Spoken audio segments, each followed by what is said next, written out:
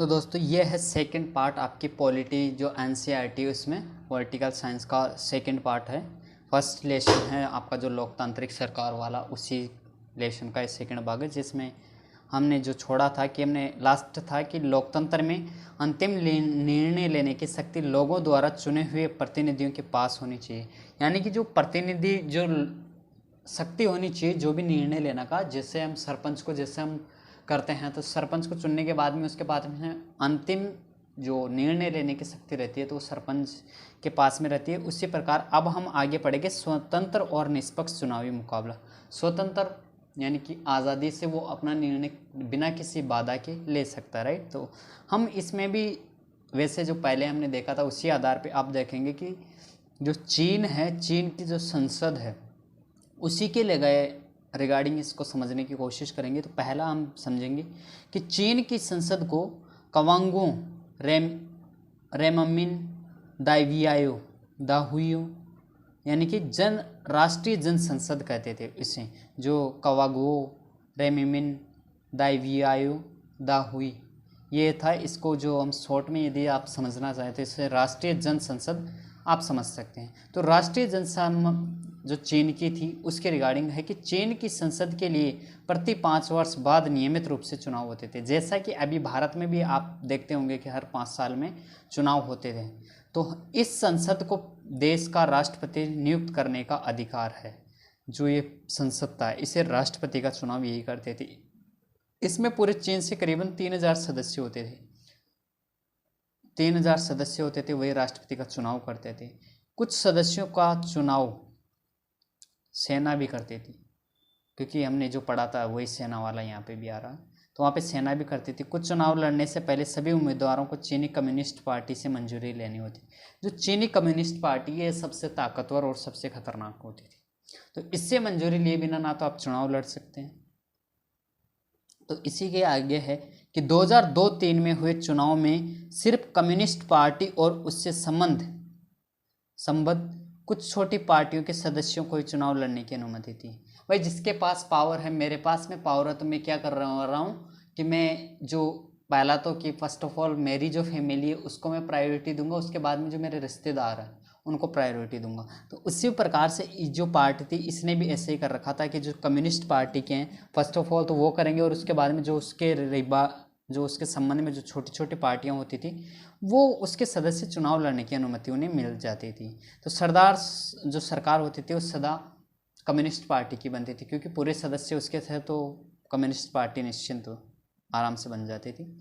उसके बाद में 1930 में आज़ाद होने के बाद मेक्सिको में हर 6 वर्ष बाद राष्ट्रपति का चुनाव चुनने के लिए चुनाव कराए जाते थे। उसके बाद में जब हुआ कि 1930 में आज़ाद होने के बाद में जो मेक्सिको था, मेक्सिको के अंदर क्या हुआ कि 6 वर्ष बाद में राष्ट्रपति चुनाव के लिए चुनाव कराए जाते थे।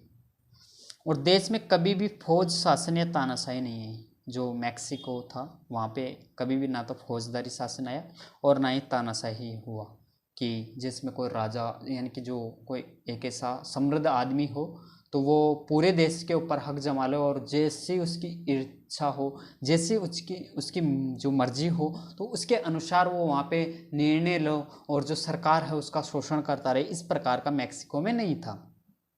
सन 2002 तक हर चुनाव में PRI यानी कि इंस्टीट्यूशनल रिवॉल्यूशनरी पार्टी का नाम एक पार्टी को ही जीत मिलती थी। यानी कि जो एक PRI थी, इंस्टीट्यूशनल रिवॉल्यूशनरी पार्टी का नाम था, जो एक पार्टी को ही जीत मिलती थी। विपक्षी दल चुनाव में हिस्सा लेते थे। जो विपक्षी दल था इसके जो PRI पार्टी के विपक्ष में था वो लेते थे, लेकिन कभी भी उन्हें जीत हासिल नहीं होती थी। जीत हासिल यानी कि चुनाव में तरह तरह के हथकंडे अपनाकर हर साल में जीत हासिल करने के लिए PIR की याद थी। यानी कि जो PRI थी ये भी बहुत खतरनाक थी। ये क्या करती थी कि जितने इनके पास में दिमाग होता था, जितने ये हथकंडे अपना सकती थी, जिन लोगों को खरीद सकती थी, जिन लोगों को अपनी ओर कर सकती थी, वो पूरा करके ये जीत हासिल करती थी और जो सामने की पार्टियां होती थी उन्हें ज़बरदस्त तरीके से हरा दिया जाता था। तो उसी के अंदर ही एक और आगे बात आती है कि ये क्या करते हैं कि सरकारी दफ्तरों में काम करने वाले सभी लोगों के लिए पार्टी की बैठकों में जाना अनिवार्य था। अब देखिए, जो सरकारी आदमी होते थे तो वो सभी लोग इनके नीचे काम करते थे, जो पीआरआई कम जो पार्टी थी उसके रिगार्डिंग। यदि मान लीजिए यदि जो पार्टी की कोई भी बैठक होती थी या पार्टी कोई भी निर्णय लेती थी, सुझाव प्रस्ताव करती थी, कोई भी आगे किसी भी प्रकार का नियम आगे घोषित करती थी, निकालती थी, तो उसमें यह था कि जो सरकारी दफ्तरों में जितने भी सदस्य बैठे हुए हैं उनको उसमें आना अनिवार्य है और उसकी जानकारी लेना अनिवार्य था। तो इसमें सरकारी स्कूलों के अध्यापक अपने छात्र छात्राओं के माँ बाप से पीआरआई के लिए वोट देने को कहते थे। अब देखिए इसमें किस प्रकार से वोटिंग होती थी। जैसे बच्चा मेरे पास में पढ़ने आ रहा है तो मैं क्या कर रहा था कि उनके जो माता पिता थे उन्हें बोलता था कि आप पीआरआई को वोट देंगे, और उन्हें कैसे भी करके उन्हें कन्विंस करते थे और उसके लिए वोट लेते थे और आराम से जीत हासिल करते थे। तो मीडिया भी जब तब विपक्षी दलों की आलोचना करने के अलावा उनकी गतिविधियों को नज़रअंदाज ही करती थी। यानी कि जो मीडिया थी वो भी इस प्रकार से थी कि वो भी उसकी आलोचना करने के अलावा उसकी जो गतिविधियां थी, जैसा वो काम कर रही थी, उनको नज़रअंदाज उसने कर दिया। तो कई बार एकदम अंतिम क्षणों में मतदान केंद्रों को एक जगह से हटाकर दूसरी जगह कर दिया जाता था। यानी कि मतदान जैसे केंद्र होता था तो उसमें कभी कभी क्या होता है, अभी हमारे भी यहाँ पे इंडिया में भी देखते होंगे तो आप, क्या हो जाता है कि पहले जो पार्टी होती है तो वो क्या करती है, उसको खरीद लेती है। जो भी भाई कितने कौन कौन से अधिकारी वहाँ पे बैठेंगे उनको खरीदने के बाद में वो क्या करती है कि अपनी जो जीत है उसे हासिल कर लेती थी। तो उसके अंदर ही क्या होता था कि जो मेन मौका, जैसे यानी कि वोटिंग शुरू होने वाली है उससे कुछ क्षण पहले ही वो जो परीक्षा केंद्र होते थे उन्हें बदल दिया जाता था। अब बदल दिए तो पूरी चौपट हो जाता था, जो भी प्लानिंग करते थे वो पूरी चौपट हो जाती थी। तो जैसे एक दूसरी जगह हटा दिया था अनेक लोग वोट ही नहीं डाल पाते थे। उसमें क्या हुआ कि जैसे मैं बदलूंगा तो उसमें ये तो है नहीं क्योंकि वहाँ पे आदमी मेरे हैं, कहीं फर्जी भी होंगे, तो वो दूसरी जगह जाकर वोट नहीं डाल पाते थे और पीआरआई अपने उम्मीदवारों के चुनाव अभियान पर काफ़ी पैसे खर्च करती थी। यानी कि जैसे ही जो पीआरआई थी ये अपने जो भी चुनाव होते थे उसके अंदर जो अभियान, यानी कि जो लोगों से बातें करना, लोगों को अपनी ओर अपने टीम में शामिल करना, अपनी पार्टी के लिए उनके अंदर ऐसी बातें भर देना कि जिससे वो सिर्फ जो पीआरआई पार्टी थी उसी को वोट दें। तो इसके लिए भी जो पीआरआई पार्टी थी ये बहुत पैसा खर्च करती थी, बहुत।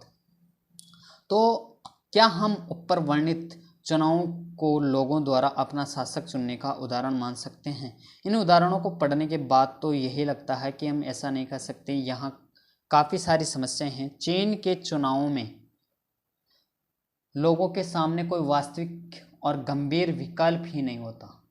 यानी कि जो चीन के चुनाव होते थे तो उसमें जो लोग थे उनके सामने कोई वास्तविक और गंभीर विकल्प नहीं होता। लोगों को शासन दल या उसके द्वारा स्वीकृत उम्मीदवारों को ही वोट देना होता था। यानी कि जो स्वीकृत उम्मीदवार है, क्योंकि जो 3000 हमने अभी पढ़ा ये 3000 तो ये थे, इन्हीं को वोट देने के अधिकार था। तो क्या हम इसे ना मनपसंद चुनाव कह सकते हैं? कमेंट में ज़रूर बताएं कि मनपसंद कह सकते हैं। मैक्सिको के मामले में ऐसा लगता है कि कहने को विकल्प होते हुए भी असल में वहाँ की जनता के पास कोई दूसरा विकल्प न था। किसी भी तरह का वहाँ शासक दल को पराजित नहीं किया जा सकता, लोगों के चाहने पर भी नहीं। वहाँ हुए चुनाव निष्पक्ष नहीं थे, कि वहाँ पे भी जो चुनाव होते थे मैक्सिको में उसमें भी ऐसा था कि वो निष्पक्ष नहीं थे। इस प्रकार हम लोकतंत्र की अपनी समझ में एक अन्य विशेषता या गुण को जोड़ सकते हैं। लोकतंत्र के लिए सिर्फ चुनाव कराना ही पर्याप्त नहीं होता। ये नहीं कि चुनाव हो गए और लोकतांत्रिक बन गया, नहीं। उसमें भी ये होता था कि जो लोग थे उनकी इच्छाओं की अभिव्यक्ति करें, लोगों की बात माने, लोगों के अनुसार वो कार्य करें, तब तो फिर भी इसमें यानी कि लोगों के चुने हुए लोग जाते थे, उनके पास अंतिम निर्णय हो, तब हम मान सकते थे कि हाँ भाई लोकतंत्र के रिगार्डिंग है। तो इस प्रकार से हम जोड़ सकते। तो लोकतंत्र के लिए चुनाव कराना ही पर्याप्त नहीं होता था। चुनाव में एक से ज़्यादा असली राजनीतिक विकल्पों के बीच चुनने की स्थिति भी होनी चाहिए। लोगों के पास विकल्प रहना चाहिए कि वे चाहे तो शासक दल को गद्दी से उतार दें। यानी कि लोगों के पास में इतनी पावर होनी चाहिए कि जैसे वो किसी को भी बदलें, यानी कि जैसे चुनाव किया तो उसी प्रकार से यदि पसंद नहीं आए या ज़्यादा अपनी ताकत का बुरा इस्तेमाल करे, गलत इस्तेमाल करे, तो वो जनता है उस शासक को उतार सके। तो उसी के प्रकार में है कि लोकतंत्र निष्पक्ष और स्वतंत्र चुनाव पर आधारित होना चाहिए, यानी कि जो लोकतंत्र है वो निष्पक्ष और स्वतंत्र चुनावों पर आधारित होना चाहिए, ताकि सत्ता में बैठे लोगों के लिए जीत हार का समान अवसर हो। यानी कि जैसे क्या होता है कि अभी जैसे आप देखें तो भारत में हम एक उदाहरण के रूप में, आप इसे गलत पॉइंट व्यू से नहीं देखें, कि जैसे अभी भारत में चल रहा है कि प्रधानमंत्री हो रहे हैं श्रीमान नरेंद्र मोदी जी, तो उसमें क्या हो रहा है कि अभी जो चुनाव हो रहा है तो उसमें सत्ता में कौन बैठे हुए हैं? मोदी जी। तो उसका जो अभी हम देखें कि जो प्रधानमंत्री का चुनाव कर रहे हैं, तो उसके अंदर उसके विपक्ष में ऐसा कोई राजनेता नहीं आ रहा है कि वो उसे हरा सके, और वहाँ से वो जो भारत की जो अपनी, यानी कि एक तरह से वो समान अवसर नहीं मिल पा रहा, क्योंकि जीत हार का समान अवसर होना चाहिए। यानी कि विपक्ष में इतनी ताकतवर पार्टी होनी चाहिए, विपक्ष में इतने ताकतवर नेता होने चाहिए कि कुछ गलती करने की कोई गुंजाइश ना हो। तो इस प्रकार से हम जो बातें हैं इसके रिगार्डिंग जो लोकतांत्रिक चुनाव के बारे में भी हम अगले जो अध्याय आएंगे 3 के अंदर हम जरूर जानेंगे, उसमें हम इसका भी जिक्र करेंगे। तो एक व्यक्ति एक वोट और एक मोल, ये आपको बहुत अच्छी तरह से याद होना चाहिए कि एक व्यक्ति एक वोट और एक मोल, यानी कि एक व्यक्ति का एक वोट है और उसका एक ही मोल है। तो इसी में है कि पहले भी हमने पढ़ा है कि किस तरह के लोकतंत्र के लिए होना वाला संघर्ष सार्वभौमिक वयस्क मताधिकार के साथ जुड़ा था। अब इस सिद्धांत को लगभग पूरी दुनिया मान लिया गया है, पर किसी व्यक्ति को मतदान के समान अधिकार से वंचित करने के उदाहरण भी कम नहीं है। अब उसी में हम पढ़ेंगे कि जो 2015 था जी, यानी कि 2015 तक सऊदी अरब में औरतों को वोट देने का अधिकार नहीं था। ये देखिए अभी रिसेंटली 2015 की बात हो रही है, ज़्यादा पुरानी नहीं है। 2015 में भी जो सऊदी अरब देश है वहाँ पे औरतों को वोट नहीं देने का अधिकार, वोट भी नहीं दे सकती थी। एस्टोनेशिया के अंदर था कि जो अपने यहाँ के नागरिकता के नियम कुछ इस तरीके बनाए गए थे कि रूसी अल्पसंख्यक समाज के लोगों को मतदान करने अधिकार हासिल करने में मुश्किल होती थी। यानी कि जो रूसी अल्पसंख्यक समाज थे, उनके जो लोग थे, उन्हें भी वोटिंग करने में बहुत मेहनत करनी पड़ती थी, बहुत बाधाएं झेलनी पड़ती थी, तब जाकर वो कहीं कुछ लोग वोट डाल सकते थे, कंफर्म नहीं था। जो फिजी का चुनाव प्रणाली के में वहाँ के मूल वासियों के वोट का महत्व भारतीय मूल के फिजी नागरिकों के वोट से ज़्यादा है। यानी कि अब देखिए जो फिजी की चुनाव प्रणाली थी, वहाँ में क्या हो रहा था कि जो वहाँ के मूल निवासी थे उनका महत्व भारतीय मूल के जो फिजी नागरिक थे उनके वोटों से ज़्यादा होता था। यहाँ पे भी भेदभाव हुआ। इसके बाद में था कि लोकतंत्र राजनीतिक समानता की बुनियादी सिद्धांतों पर आधारित है। इस प्रकार हम लोकतंत्र की तीसरी विशेषता को जानेंगे, यानी कि लोकतंत्र की हम जो तीसरी विशेषता है उसे जानेंगे।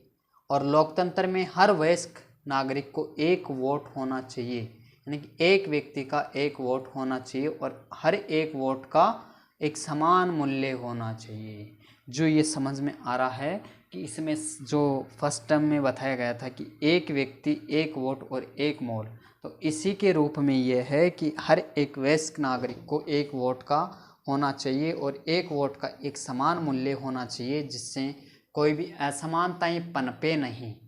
तो इसी में हम आगे इसका भी जो विस्तार है उसको हम अध्याय 3 में ज़रूर पढ़ेंगे। तो अध्याय 3 में जाने से पहले हम जो इसके भी कुछ कार्टून्स है, इसमें हम एक कार्टून बीच में पढ़ सकते हैं। इससे जो ये कार्टून आपको दिख रहा है यह है कि कार्टून बुझे कि ये कार्टून लातीनी अमेरिका के लोकतंत्र में के कामकाज से संबंधित है। इसमें सिक्कों की थैलियों का क्या मतलब है, राजनीति में शैली शाहों की भूमिका के बारे में कार्टून बनाने वाला क्या कहना चाहता है, इस कार्टून में भारत भी लागू। इसमें ये देख सकते हैं आप, ये एक कार्टून है, यहाँ पे सिक्के बिखरे हुए हैं, तो इनमें इसकी जो इज्जत है, यानी कि जैसे अभी आपको बताया गया था फिजी में, एस्टोनेशिया में, सऊदी अरब में महिला, तो उनमें हम जो तुच्छ मान सकते हैं, जो नीचे बिखरे हुए हैं उन्हें समझ सकते हैं। अगला जो कार्टून है कि आखिर एक वोट, एक व्यक्ति का एक वोट, ये जो पार्टी है देखो ये लोग हैं, तो ये खिड़की में से भाई साहब झांक रहे हैं और ये बोल रहे हैं कि वो भी क्या दिन थे जब मैं एक व्यक्ति और मेरा ही एकमात्र वोट था और यही मुझे पसंद था। तो ये जो कार्टून है ये कह रहा है कि सद्दाम हुसैन के शासन को उखाड़ फेंकने के बाद हुए चुनावों से संबंधित है, उनके जेल में बंद दिखाया है गया है और ये कार्टूनिस्ट क्या कहना चाहता है। इसमें वही चीज़ है कि देखिए ये जेल में डाल दिया गया है, जैसे कोई संसद या कोई भी तानाशाह होता है तो उसे उखाड़ फेंका है। तो इसमें जो सद्दाम हुसैन जी थे उनकी जो भी तानाशाही के रूप में था तो उसे उखाड़ फेंका और लोगों ने अपना जो हक था वो ले लिया। तो जो कानून का राज और अधिकारों का आदर था उसके बारे में हम बात करेंगे कि जिम्बाब्वे को 1980 में अल्पसंख्यक गोरों के शासन से मुक्ति मिली। क्या हो रहा था कि जिम्बाब्वे में भी 1980 से पहले जो गोरे थे, अंग्रेज थे, अल्पसंख्यक गोरों के शासन से मुक्ति मिली थी 1980 में। तो उसके बाद देश पर जानो पीएफ दल का राज था। एक जो जिम्बाब्वे था उसमें भी एक राजनीतिक दल था जानो पीएफ दल। तो उसके जो देश की स्वतंत्रता संघर्ष की अगुवाई की थी, जिसने क्या किया कि जब जो जानो पीएफ दल राज था इसने स्वतंत्रता संघर्ष की अगुवाई की थी। तो इसके नेता थे रॉबर्ट मुगाबे आज़ादी के बाद से ही शासन कर रहे थे। इसमें भी देखिए जो नेता था रॉबर्ट मुगाबे, ये जो पार्टी थी जो जानो पीएफ दल, इसका जो मेन हेड है वो यही था। तो चुनाव नियमित रूप से होते थे, चुनाव हो रहे हैं, सदा जानो पीएफ दल ही जीतता था। राष्ट्रपति मुगाबे कम लोकप्रिय नहीं थे पर वे चुनाव में गलत तरीके भी अपनाते थे, यानी कि जो लोकप्रिय नहीं थे मुगाबे क्योंकि इसका जो दल था, इसने जो गोरे थे, अल्पसंख्यक गोरे, उनसे मुक्ति दिलाने, आज़ादी दिलाने के अंदर भी 1980 के अंदर इसने बहुत महत्वपूर्ण भागीदारी अपनाई थी। भागीदारी महत्वपूर्ण इसका योगदान था, लेकिन फिर भी ये ऐसे स्वभाव का था कि इसे गलत तरीके अपनाता ही था ये, और फिर इसका जो दल था वो जीत जाता था। तो इसी के अंदर हम आगे बढ़ते हैं कि आज़ादी के बाद से उनकी सरकार ने कई बार संविधान में बदलाव करके राष्ट्रपति के अधिकारों में वृद्धि की थी, उसकी जवाबदेही को कम किया था, विपक्षी दलों के कार्यकर्ताओं को परेशान किया जाता था और उनकी सभाओं में गड़बड़ कराई जाती। अब देखिए इसमें फिर ये आता है कि जो राष्ट्रपति था ये भी वो जो, तो उसके अंदर राष्ट्रपति के जो यानी कि संविधान के अंदर इतने बदलाव किए कि जो राष्ट्रपति की जितने भी शक्तियां होती थी उसमें बदलाव कर दिया और अपने आप को यानी कि ताकतवर बनाने के रूप में उसने कई बदलाव किए। और जैसे ही जो सामने वाली पार्टियां होती थी तो उन पर तरह तरह के आरोप लगा दिए जाते थे और उसे बुरी तरह से कमज़ोर करके उस विपक्षी दल को कमज़ोर कर दिया जाता था और उसे हारने को आराम से मजबूर कर दिया जाता था। तो उसी में यह था कि सरकार विरोधी प्रदर्शनों और आंदोलनों को गैर कानूनी घोषित कर दिया गया और ऐसा कानून भी था कि राष्ट्रपति की आलोचना के अधिकार को सीमित करता था। ये देखिए यानी कि राष्ट्रपति कुछ कर रहा है तो उसमें एक सीमित थी कि यदि आपको कोई बात नहीं, आप राष्ट्रपति की अवहेलना करते हैं, राष्ट्रपति का जो भी अधिकार था उनकी आलोचना करते हैं, राष्ट्रपति कुछ गलत कर रहा था उसकी आवाज़ उठा रहे, तो उसकी भी एक सीमित आपको दिया हुआ था कि आप उससे आगे उसकी आलोचना नहीं कर सकते। टेलीविज़न और रेडियो पर सरकारी नियंत्रण था। देखिए टेलीविज़न और जो रेडियो होता था जो लोग आसानी से सुन पाते थे तो उसके अंदर भी सरकार का नियंत्रण होता था और जिसमें जो सरकार चाहती थी वही होता था। तो और उन पर सिर्फ शासक दल के ही विचार प्रसारित होते थे। अखबार स्वतंत्र थे पर सरकार की आलोचना करने वाले पत्रकारों को सरकार परेशान किया जाता था, यानी कि जो भी आलोचना कर दिया अगर किसी ने तो उसकी खैर नहीं होती थी। सरकार ने कुछ ऐसे अदालती फैसलों की परवाह नहीं की जो उसके खिलाफ जाती थी और उसके जजों पर दबाव भी डाला। 2017 में मुगाबे को राष्ट्रपति पद से हटा दिया गया और जिम्बाब्वे का उदाहरण बताता है कि शासकों के लिए बार बार जनादेश पाना लोकतंत्र की एक ज़रूरत है, पर इतना ही पर्याप्त नहीं है कि लोकप्रिय नेता भी अलोकतांत्रिक हो सकते थे। यानी कि जो लोकप्रिय नेता है तो ज़रूरी नहीं है कि वो लोकतांत्रिक ही हो, यानी कि जो लोगों की इच्छाओं और लोगों के द्वारा चुना हुआ हो, नहीं, क्योंकि जो लोकप्रिय रहता था तो वो कुछ कोई बात नहीं है, कुछ अच्छे काम किया तो वो लोकतांत्रिक बन गया, यदि नहीं किया और उसने फिर वही अपने जो असली रूप रहता था वो दिखाई देता था, तो उससे पक्का नहीं होता था ये कि वह लोकतांत्रिक हो, अलोकतांत्रिक भी हो सकते थे। तो लोकप्रिय नेता भी तानाशाह हो सकते थे, बताया अभी मैंने कि पक्का नहीं होता था, क्योंकि वो अपनी पे तो आ ही जाता है। अगर हम लोकतंत्र को परखना चाहते हैं तो चुनावों पर नज़र डालना ज़रूरी है, और पर उतना ही ज़रूरी है कि चुनाव के पहले या बाद की स्थितियों पर भी नज़र डाली जाए। चुनाव के पहले सत्ता पक्ष के विरोधी समूह के कामकाज समेत सभी तरह के राजनीतिक गतिविधियों के लिए पर्याप्त गुंजाइश रहनी चाहिए। इसके लिए ज़रूरी है कि सरकार नागरिकों के कुछ बुनियादी अधिकारों का आदर करे। यह नहीं है कि जो आदमी जो जनता चाह रही है वो पूरा ही हो, नहीं, इसमें कुछ सीमित रहता था कि उसका आदर है वो सरकार करेगी। और उसके बाद में थी उनको सोचने की, अपनी राय बनाने की और सार्वजनिक रूप से अपने विचार व्यक्त करने की और संगठन बनाने की, विरोध करने की, अन्य राजनीतिक गतिविधियों करने की स्वतंत्रता होनी चाहिए थी। लो जी, यानी कि जो लोग कुछ कोई बात नहीं कर रहे हैं तो उसमें तो था ही, लेकिन इसके बाद में इसमें एक और चीज़ ये आ गई कि उसके अंदर भी उन लोगों को इन प्रकार की राय, अपनी राय बनाने की, लोकतंत्र में उससे सोचने की और इन प्रकार की, यानी कि होना चाहिए था उसके अंदर पावर, लेकिन नहीं हो पाता था। ये हम आसानी से समझ सकते हैं। इसी के बाद में हम आगे बढ़ेंगे इसी के अंदर कि इतनी चीज़ों में तो इन्होंने स्वतंत्रता होनी चाहिए थी। कानून की नज़र में सभी लोगों की समानता होनी चाहिए। इन अधिकारों की रक्षा स्वतंत्र न्यायपालिका को करनी चाहिए, जिसके आदेशों का पालन सब लोग करते हैं। इन अधिकारों के बारे में भी हम कब पढ़ेंगे, जब 5वां जो लेशन आएगा उसके अंदर हम आसानी से पढ़ पाएंगे। और इस प्रकार की कुछ दूसरी शर्तें हैं जो दूसरे चुनाव के बाद सरकार चलाने के तौर तरीके पर लागू होती है। और लोकतांत्रिक सरकार सिर्फ इस कारण से मनमानी नहीं कर सकती है।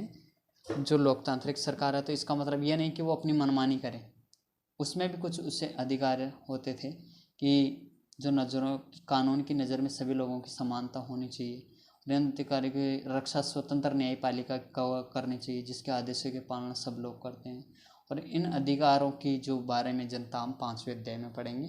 और आगे हमने पढ़ा था कि दूसरी शर्त थी कि जो चुनाव के बाद सरकार चलाने के तौर तरीके पर लागू होती है। एक लोकतांत्रिक सरकार सिर्फ इस कारण मनमानी नहीं कर सकती है कि उसे चुनाव जीता है, कि उसने चुनाव जीता है, उसे भी कुछ बुनियादी तौर तरीकों का पालन करना होता था। खास तौर से उसे अल्प मत वाले समूहों को दी गई कुछ गारंटियों का आदर करना होता था। हर प्रमुख फैसला लंबे विचार विमर्श के बाद लेना होता, और हर पदाधिकारी को उस पद के साथ जुड़े अधिकारों और जिम्मेदारियां संविधान द्वारा दी जाती थी। जो भी होता था वो संविधान देता था, और जो संविधान थे वो तानाशाह जी जो तानाशाह होते थे उनमें बदलाव कर देते थे।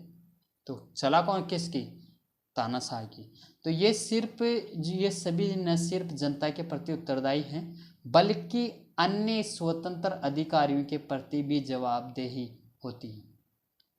इसके बारे में हम ज़्यादा विस्तार से अध्याय 4 में, क्योंकि जो ये लेसन है इसमें हम पूरी चीज़ें कवर नहीं करेंगे, लेकिन इसमें ये पॉइंट ऑफ व्यू हमें मिल जाएगा कि हम इसमें आगे क्या क्या पढ़ने वाले हैं और किस किस कारण में क्या क्या पढ़ने वाले हैं। तो हमें इसमें हर के अंदर हमें एक ना एक आपको महत्वपूर्ण जानकारी मिलती रहती है। हर जैसे पॉइंट खत्म होता रहता है। तो ये भी चल रहा है कानून का राज और अधिकारियों का आदर। इसमें 5 और 4 लेसन में पढ़ेंगे। तो उसी के अंदर है कि इस प्रकार की लोकतंत्र की चौथी व अंतिम विशेषता को रेखांकित कर सकते हैं। इसकी जो विशेषता थी, क्योंकि हमने हर के अंदर हम एक एक विशेषता देखते जा रहे हैं कि एक लोकतांत्रिक सरकार संवैधानिक कानूनों और नागरिक अधिकारों द्वारा खींची लक्ष्मण रेखाओं के भीतर ये काम करती है। देखिए, आप इस पूरे को पढ़ लें और इसको सिर्फ ये है इस पूरे का सार कि एक लोकतांत्रिक सरकार संवैधानिक कानूनों और नागरिक अधिकारों द्वारा खींची लक्ष्मण रेखाओं के भीतर काम करती है। यानी कि एक लक्ष्मण रेखा जानते हो, अपने गाँवों में अपने घरों पे मम्मी क्या करती है कि एक लक्ष्मण रेखा की अभी एक शॉप पे भी मिल जाती है आपको कहीं पे, जो कीड़े वगैरह जैसे आपका अनाज है तो उस पर ऐसे खींचा और वो यदि जो कीड़े होते हैं वो इस तरफ आ गए चींटियाँ तो वो ख़त्म हो जाती थी। अभी क्या करते हैं, हल्दी रहती है, हल्दी को भी हम डाल देते हैं, यदि वो इसको पार कर लेते हैं तो वो उससे मर जाती है। तो इसका भी यही था, आप उसके अंदर अंदर काम कर सकते हो, लक्ष्मण रेखा के अंदर अंदर।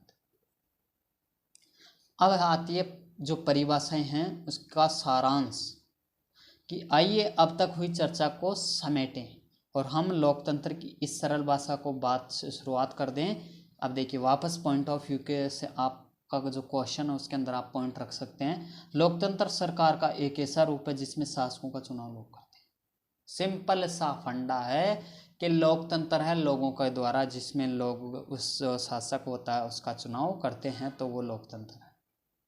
ये हम सभी ने पाया है कि इसके कुछ प्रमुख शब्दों के बारे में स्पष्ट न हो जाए और ये परिभाषा पर्याप्त नहीं है। अनेक उदाहरण के जरिए हमने शासन की ऐसे तरीके रूप में जो लोकतंत्र की 4 विशेषताओं को हमने जाना भी है।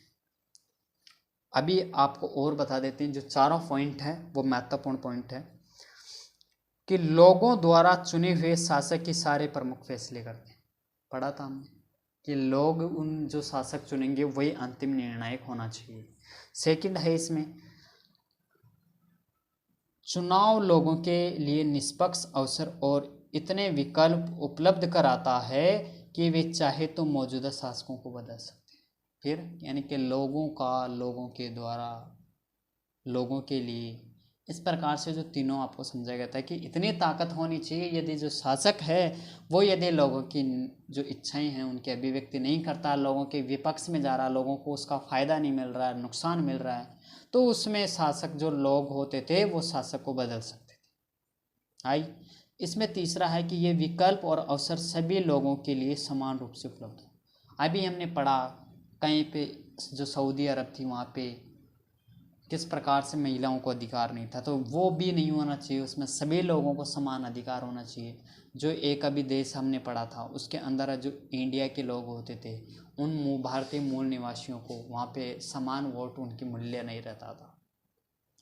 इस चुनाव से बनी सरकार संविधान तय करती है और बुनियादी कानूनों और नागरिक अधिकारों के दायरे में को मानते हुए काम करती है। इस चुनाव में ये होता था कि बुनियादी जो कानून बन गए हैं और जो नागरिकों के अधिकार होते थे उन दायरों को मानते हुए ही उसे काम करना होता था, कि यदि वो भी उसका उल्लंघन करेगी तो फिर कुछ और गड़बड़ हो जाए। तो हम जो 5 उदाहरण हैं अब हम पढ़ेंगे कि भारत के काम काज और उसकी अनुपस्थिति में इन 5 उदाहरणों को पढ़िए और इनका मोल लोकतंत्र की उन प्रासंगिक विशेषताओं से कराई जिनकी चर्चा ऊपर की गई, जो हमने अभी बहुत पढ़ चुके हैं अपन। उसी में के उदाहरण हैं कि भूटान नरेश ने घोषणा की कि आगे से वे चुने हुए प्रतिनिधियों द्वारा दी गई सलाह पर काम करेंगे। कि एक भूटान के नरेश थे, उन्होंने घोषणा की कि अब जो भी लोगों के द्वारा चुने हुए शासक होंगे उन्हीं की से सलाह पर काम किया जाएगा। तो ये हुआ कानून का शासन, इसकी विशेषता ये हुई। अब आते हैं, भारत से गए अनेक तमिल मजदूरों को श्रीलंका में वोट डालने का अधिकार था, नहीं दिया गया। अब ये आ गया जो वोटिंग नहीं दे पाते थे तो उसके अंदर अधिकारों का सम्मान, क्योंकि यहाँ पे अधिकारों का सम्मान नहीं किया गया भारतीयों के साथ में। आते हैं नेपाल नरेश वापस। नेपाल नरेश ने राजनीतिक जमावड़ों, प्रदर्शनों और रैलियों पर रोक लगा दी। जो नेपाल के नरेश थे उन्होंने जो भी राजनीतिक दल होते थे उनकी जमावड़ा, प्रदर्शन, रैलियों पर रोक लगा दी गई। तो ये हुआ एक व्यक्ति एक वोट और एक मोल के रूप में।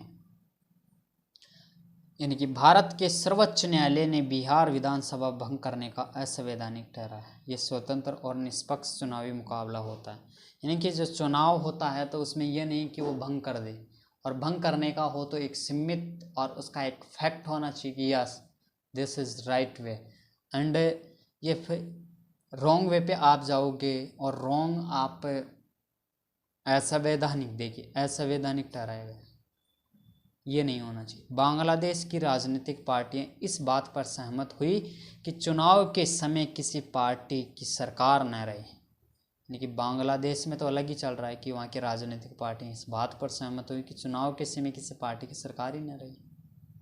चुने हुए नेताओं के प्रमुख फैसले करना, यह है चुने हुए नेताओं द्वारा प्रमुख फैसले। आते हैं लोकतंत्र ही क्यों। क्यों भाई लोकतंत्र ही क्यों? भाई सब कुछ हो रहा है, लेकिन इसमें लोकतंत्र ही क्यों होना चाहिए, इसके ऊपर भी हम चर्चा अभी कर लेते हैं।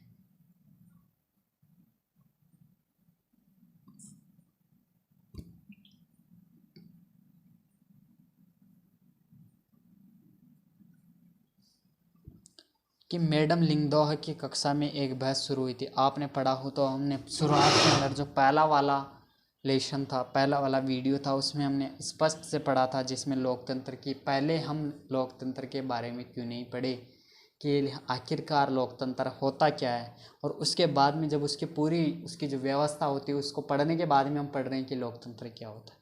भाई कहीं हम रास्ते में, क्योंकि कभी कभी ये हर जगह पे एक ही हम फॉर्मूला लगाएं कि पहले उसके बारे में जानना ज़रूरी है, तो लिंगदो मैडम ने पहले भी कहा था कि हम हमारी जो लाइफ है इसके अंदर भी हम इस प्रकार के दृश्य देखते हैं। तो उस अध्याय को यहाँ पढ़ने के बाद छात्रों ने पूछा कि क्या उन्हें लोकतंत्र ही शासन का सबसे अच्छा स्वरूप लगता है। इस सवाल पर सबने कोई न कोई टिप्पणी की। अब वापस हम उसी प्रकार की एक टिप्पणी हम पढ़ेंगे, जिसमें है कि योलांदा है कि हम लोकतांत्रिक देश में रहते हैं। दुनिया भर में सभी जगह लोकतंत्र चाहते हैं। दुनिया में सभी लोग लोकतंत्र चाहते हैं। जिन देशों में पहले लोकतांत्रिक शासन प्रणाली नहीं थी, वहाँ भी अब इसे अपनाया जा रहा है।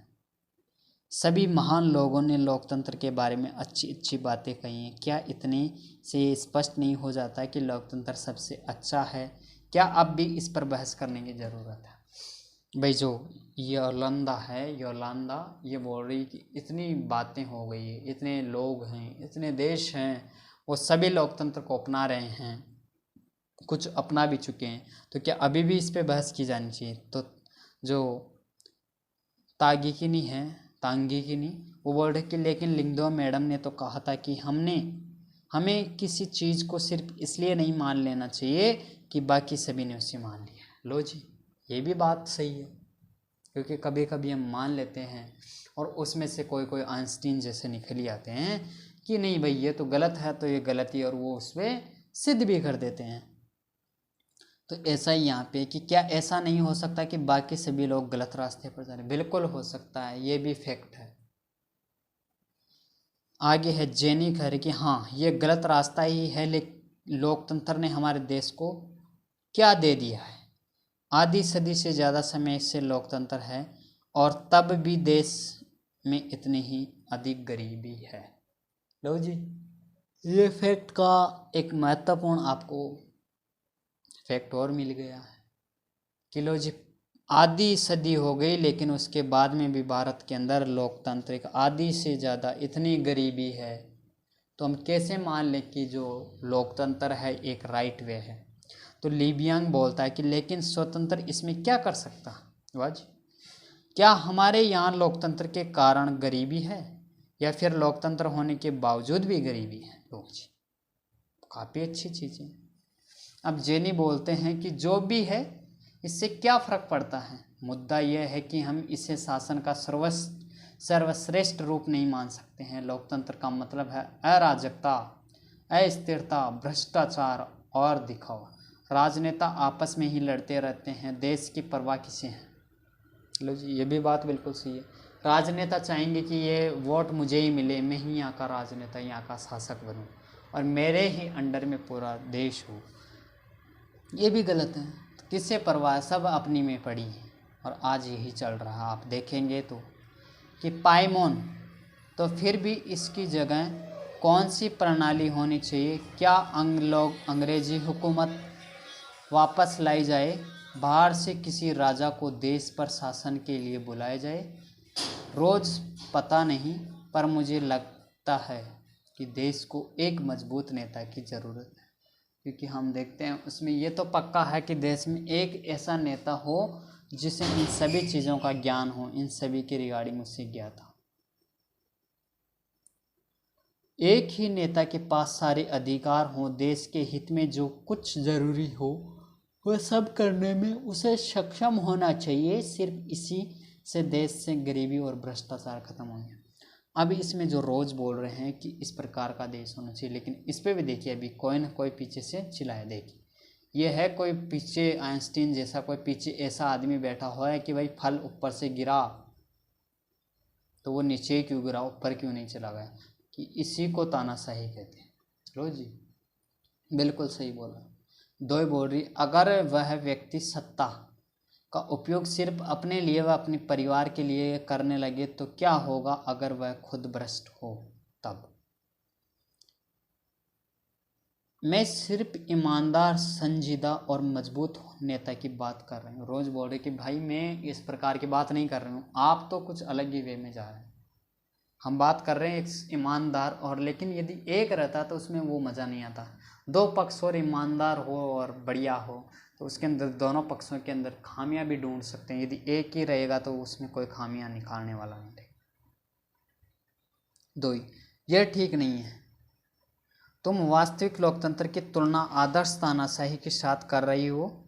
हमें आदर्श की तुलना आदर्श के साथ और वास्तविक की तुलना वास्तविक से करनी चाहिए। भाई साहब ये तो और ही तगड़े हैं। जरा तानाशाहों के वास्तविक जीवन के बारे में पढ़ो। वे सबसे ज़्यादा भ्रष्ट, स्वार्थी और क्रूर होते हैं। होता सिर्फ यह है कि हम उनके बारे में जानकारियाँ उपलब्ध नहीं हो पाती, और सबसे बड़ी गड़बड़ तो यह है कि आप उन्हें सत्ता से हटा भी नहीं सकते। लो जी, मैडम लिंगदो इस चर्चा को पूरी दिलचस्पी से सुन रही थी, क्योंकि बच्चे बहुत तगड़े थे और बहुत अनेक अपनी अपनी बात रख रहे थे। ये आप भी कर सकते हैं, ऐसा कोई भी मुद्दा लें और उसके अंदर ये तर्क वितर्क आप देंगे तो इससे भी आपकी क्या होती है कि आपको जानकारी बढ़ जाती है, आपकी इम्प्रूव होती है आपकी नॉलेज। तो अब उन्होंने हस्तक्षेप किया और बोलती है कि तुम सब लोग इतने मग्न होकर इसमें बहस करने लगे, ये देखकर मुझे खुशी हुई, और मुझे नहीं मालूम कि कौन सही है कौन गलत है, तो ये आप लोग सुलझाएं। पर मुझे लगता है कि आप खुले दिमाग से बातें कर रहे थे, और अगर किसी ने आपको रोकने की कोशिश की होती तो आपको अपनी बात कहने की सज़ा दी होती, तो निश्चित रूप से आपको बहुत बुरा लगता। क्या आप ऐसा उस देश में कर सकते हैं जहाँ लोकतंत्र न हो? क्या यह लोकतंत्र के पक्ष में एक अच्छा तर्क है? क्योंकि हम एक फिक्स निर्णय पे हम नहीं पहुंच पाए, क्योंकि ये बहस तो छिड़ेगी। अब चलता है लोकतंत्र के खिलाफ तर्क। अब चल रहा है लोकतंत्र के खिलाफ जो तर्क दिए गए हैं, उनमें से 6 लोकतंत्र के जो तर्क हैं वो यहाँ पे हैं कि इस चर्चा में लोकतंत्र के खिलाफ वे अधिकांश तर्क सामने आए हैं जिन्हें हम आम तौर पर सुनते हैं। ये तर्क कुछ इस प्रकार के होते हैं। लोकतंत्र में नेता बदलते रहते हैं, इससे अस्थिरता पैदा होती है। क्या हो रहा है, लोकतंत्र में नेताजी बदल जाते हैं तो उसमें क्या आएगा कि क्योंकि वो तो खामियां निकालेगा। अभी मान लीजिए आप किसी राजनीतिक दल को शामिल मत कीजिएगा, लेकिन मैं आपको समझाने के तौर पर बता रहा हूँ कि जैसे कांग्रेस और बीजेपी है, तो वो क्या बोलेंगे कि कांग्रेस के जो टाइम था, कांग्रेस राज कर रही थी, सत्ता में थी, तब देश ने इतना कर्जा ले लिया, या इतना बजट हुआ, या इतनी कमी हुई। फिर बीजेपी आएगी, मोदी जी आएंगे, तो वो बोलेंगे कि नहीं भाई कांग्रेस के काल में ये हुआ, और जब अभी कांग्रेस यानी कि बीजेपी है तो कांग्रेस वाले बोलेंगे कि इतना देश को नुकसान हुआ। तो वही चीज़ है कि इसमें क्या होता है कि जब आते ही वो उसके जो भी मान लीजिए पेंडिंग में चले हुए काम है जैसे, तो वो क्या करेगा, उसे तहस नहस कर देगा और अपनी फिर से शुरुआत करेगा, तो उससे एक अस्थिरता पैदा हो जाती है। लोकतंत्र का मतलब सिर्फ राजनीतिक लड़ाई और सत्ता का खेल है, यहाँ नैतिकता की कोई जगह नहीं होती। बिल्कुल सही बात है कि लोकतंत्र का मतलब है राजनीतिक लड़ाई और सत्ता का खेल है। लोकतंत्र व्यवस्था में इतने सारे लोगों से बहस और चर्चा करनी पड़ती है कि हर फैसले में देरी होती है, क्योंकि बहुत चर्चा करनी पड़ती है, बहुतों को लड़ना पड़ता है, बहुतों की सुननी पड़ती है, उसके बाद में ही कहीं ना कहीं इस पर जो फैसले होते हैं वो भी देरी से होते हैं और वो भी पूरी तरह से सक्षम नहीं रह पाते। चुने हुए नेताओं को लोगों के हितों का पता नहीं होता है। जो चुने हुए लोगों ने ये पता नहीं होता कि कौन सा क्या काम करना चाहिए, इसके चलते खराब फैसले होते हैं। क्या करेंगे वो, जब उन्हें पता नहीं है तो वो इधर से उधर, उधर से इधर, जो मन में आएंगे वो निर्णय ले लेंगे। किसको नुकसान हो रहा, कोई फर्क नहीं पड़ रहा है। तो लोकतंत्र में चुनावी लड़ाई महत्वपूर्ण और खर्चीली होती है, इसलिए इसमें भ्रष्टाचार होता है। क्योंकि भाई लोकतंत्र की यदि चुनावी जो लड़ाई होती है उसमें बहुत पैसा लगता है। और फिर क्या करेंगे, जैसे मुझे ही मान लीजिए यदि मैं कोई चुनाव लड़ रहा हूँ, या मैं मान लीजिए किसी को भी मैं पैसा दे रहा हूँ, किसी का साथ दे रहा हूँ, तो फर्स्ट ऑफ ऑल मैं उसको दिया हूँ वो निकालने की कोशिश पहला ये पक्का है, किसी का ही मान लीजिए। अभी आप में से भी कई हैं तो वो सोच रहे होंगे कि भाई मैं तो राजनेता बनना चाह रहा हूँ, पॉलिटिकल साइंस पढ़ रहा हूँ, तो मैं राजनीतिक विज्ञान पढ़ रहा हूँ, तो मैं एक राजनेता बनूंगा और मैं एक सच्चा बनूंगा। लेकिन उसमें आपको यदि जीत दर्ज करनी हो तो आपको बहुत पैसा लगाना पड़ेगा, और जैसे आप सत्ता में आएंगे तो आप पहले सोचेंगे कि भाई मैंने तो 10 लाख खर्च किए हैं, 10 करोड़ खर्च किए हैं, तो फर्स्ट ऑफ ऑल मैं उन्हें रिसीव करूँगा, निकालूंगा मैं तो भाई। तो यही चीज़ उसमें है। तो उससे क्या होता है कि भ्रष्टाचार, क्योंकि खर्चा तो लगेगा, और इसके कारण ये भ्रष्टाचार बढ़ जाता है। सामान्य लोगों को पता नहीं होता है कि उनके लिए क्या चीज़ अच्छी है और क्या चीज़ बुरी है, इसलिए उन्हें किसी चीज़ का फैसला नहीं करना चाहिए। क्या लोकतंत्र के खिलाफ कुछ लोग भी बातें हैं जो आपके मन में रह गई हैं? इसमें से कौन सा तर्क मुख्य रूप से लोकतंत्र पर ही लागू होता है? में से कौन सा तर्क किसी भी तरह की सरकार को सत्ता में लाने के लिए हो सकता है, या सरकार द्वारा सत्ता का दुरुपयोग करने के मामले में लागू नहीं होगा? इसमें से किस तर्क से आप सहमत हैं? ये जो आपको 6 तर्क दिए गए हैं, इनमें आपको विचार ज़रूर करना होगा, क्योंकि बहुत अच्छे हैं। अब आगे चलते हैं इसमें कि निश्चित रूप से लोकतंत्र सभी समस्याओं को ख़त्म करने वाली जादू की छड़ी नहीं है। लोकतंत्र ने हमारे देश में दुनिया के अन्य हिस्सों से भी गरीबी नहीं मिटाई है। सरकार के लिए स्वरूप के तौर पर लोकतंत्र सिर्फ इसी बुनियादी चीज़ को देखता है कि लोग अपने बारे में खुद फैसले करें, और इससे इस बात की गारंटी नहीं हो जाती है कि उनके सभी फैसले अच्छे हों, कि लोग गलतियां भी कर सकते हैं। इन फैसलों में लोगों को भागीदार बनाने के से फैसलों में देरी होती है, और यह भी सही है कि लोकतंत्र में जल्दी से जल्दी नेतृत्व परिवर्तन होता है। कई बार बड़े फैसलों और सरकार की कार्य कुशलता पर भी इसका बुरा असर होता है। इन तर्कों से यह लगता है कि हम लोकतंत्र का जो रूप देखते हैं वह सरकार का आदर्श स्वरूप नहीं हो सकता। पर वास्तविक जीवन में हमारे सामने ये सवाल नहीं होता है, वहाँ सवाल होता है कि क्या हमारे पास सरकार के स्वरूपों को जो विकल्प उपलब्ध हैं उनमें लोकतंत्र किसी भी दूसरे से बेहतर है या नहीं। ये सारा जो तर्क है उसके बाद में हम पढ़ेंगे लोकतंत्र के पक्ष में तर्क।